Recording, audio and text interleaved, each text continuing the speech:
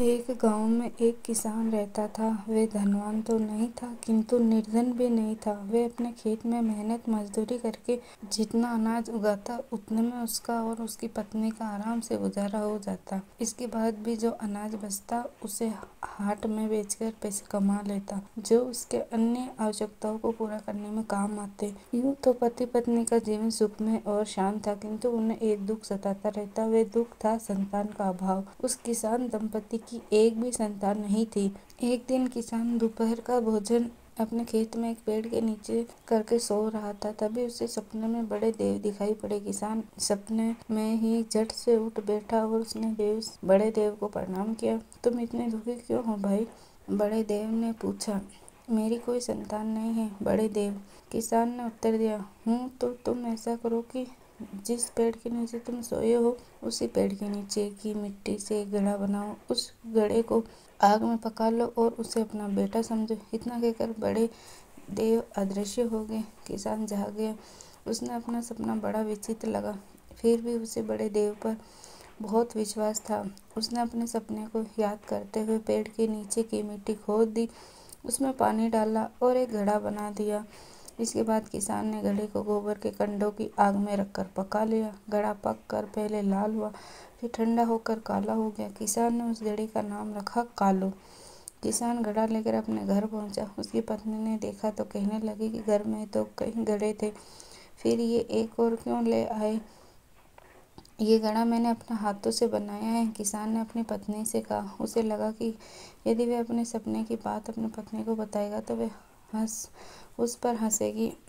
ठीक है, फिर मैं तुमसे तुम्हारे लिए पानी भर के रख देती हूँ। इसमें तुम्हारे लिए पानी रखूंगी, तुम अपने हाथों से बनाए घड़े का पानी पिया करना, किसान की पत्नी ने कहा और घड़े को उठाकर आंगन में ले गई। किसान की पत्नी ने सोचा कि पानी भरने से पहले घड़े को अच्छे से रगड़कर धो लेना चाहिए। ये विचार करके किसान की पत्नी ने घड़े पर पानी डाला और नारियल के रेशों से रगड़ने लगी। ही, मुझे गुदगुदी लगती है। अचानक कहीं से आवाज आई। किसान की पत्नी ने चौंक कर इधर उधर देखा, उसे कोई दिखाई नहीं दिया। उसे लगा कि उसे कोई भ्रम हुआ है। उसने फिर घड़े पर नारियल के रेशे से रगड़ने शुरू किया। ही, मुझे गुदगुदी लगती है। फिर वही आवाज आई। इस बार किसान की पत्नी का हाथ से घड़ा छूटते छूटते बचा। वह डर गई, फिर भी सांस बटोरकर उसने ललकारा, कौन है? जो कोई भी है सामने आओ। मैं तुम्हारे सामने ही हूँ, किसी ने कहा। अब किसान की पत्नी हड़बड़ाकर इधर उधर देखने लगी। उसे कोई भी दिखाई नहीं दिया। तुम्हारा नाम क्या है? तुम किसके बेटे हो? किसान की पत्नी ने हिम्मत करके पूछा। मेरा नाम कालू है, तुम्हारा बेटा हूँ, उत्तर मिला। मेरा कोई बेटा नहीं है, किसान की पत्नी जल्लाकर बोले। उसे लगा कि कोई शैतान लड़का उसे मजाक कर रहा है। मैं तुम्हारा ही बेटा हूँ। मेरे पिता ने मिट्टी खोदकर मुझे बनाया और फिर आग में पकाया। पहले मैं लाल हुआ, फिर काला, इसीलिए मैं अपने पिता से कालू नाम पाया, फिर उत्तर मिला। ये सुनकर किसान की पत्नी ने घड़े की और देखा। उसे लगा कि वे काला घड़ा ही उससे बातें कर रहा है। वे भागकर अपने पति के पास पहुंची और उसने बताया कि जो घड़ा वे बनाकर लाया है वे बातें करता है। इस पर किसान ने अपनी पत्नी को बड़े देव द्वारा सपने में दर्शन देने से लेकर घड़ा पकाकर घर लाने तक का पूरा किस्सा कह सुनाया। अपने पति की बात सुनकर किसान की पत्नी बहुत खुश हुई। वे आंगन में गई और घड़े को उठा लाई। उसने घड़े को अपने पुत्र के समान लाड़ दुलार किया और उसके सोने के लिए नर्म मखमली गद्दा बिछा दिया। उस दिन के बाद से किसान दंपति के जीवन में खुशियां आ गई। वे उस काले घड़े को अपने पुत्र की भांति पालने लगे। किसान की पत्नी उसे कभी दूध भात खिलाती तो कभी पानी भात। कालू भी अपने माता पिता से बोलता बतियाता। धीरे धीरे कालू बड़ा होने लगा।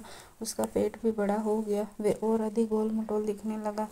एक बार खेत में फसल पकने पर किसान और उसकी पत्नी अनाज काट रहे थे। उसी समय बादल गिर आए। तेज वर्षा होने लगी। वर्षा होने की संभावना दिखाई देने लगी। किसान जल्दी अनाज बटोरने लगा। वे अनाज बटोरता और दौड़कर अपने घर में अनाज के कोटे में रख आता, किंतु इस प्रकार वे थोड़ा थोड़ा अनाज पहुंचा पा रहा था। मुझे लगा कि इस तरह वे पूरा अनाज सुरक्षित नहीं कर पाएगा।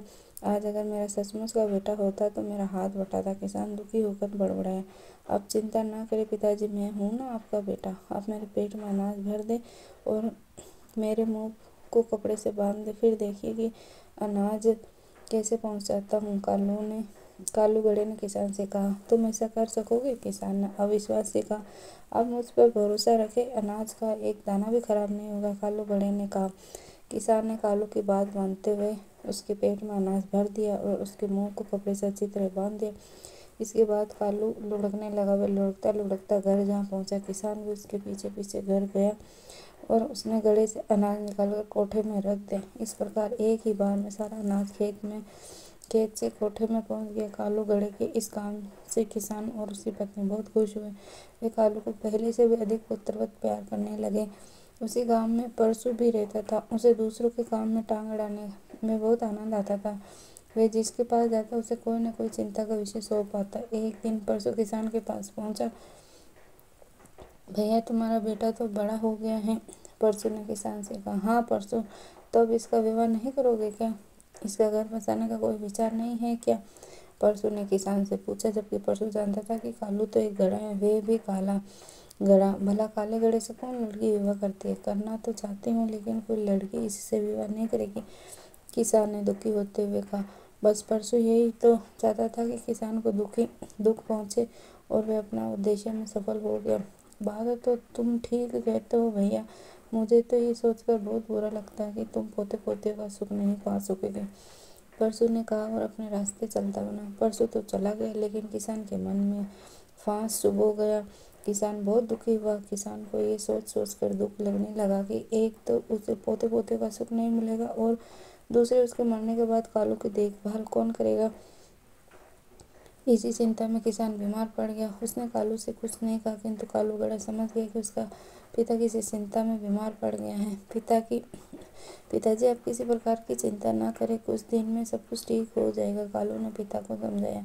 नहीं, मैं चिंतित नहीं हूँ, किसान ने कालू का मन रखने को झूठ बोल दिया।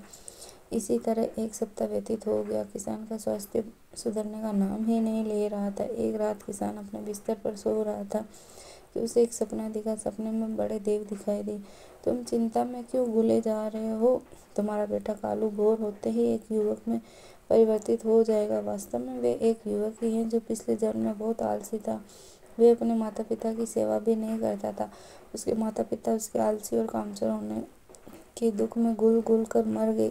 इसीलिए दंड के रूप में इस जन्म में उसे घड़ा बनाना पड़ा।